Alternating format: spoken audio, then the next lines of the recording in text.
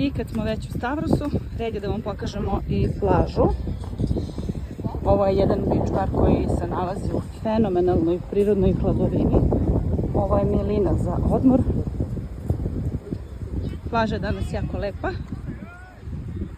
Sada ćemo da odemo izbliza da vidimo kakva je voda. I za one koji pitaju kakve su temperature vazduha i mora, verujte da po pesku ne može da se ide bez papuča, vreo je, a more je takođe već sada toplo.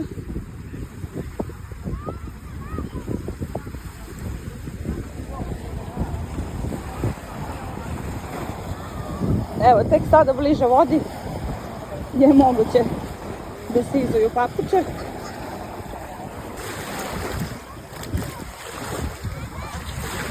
Voda prozirna i topla.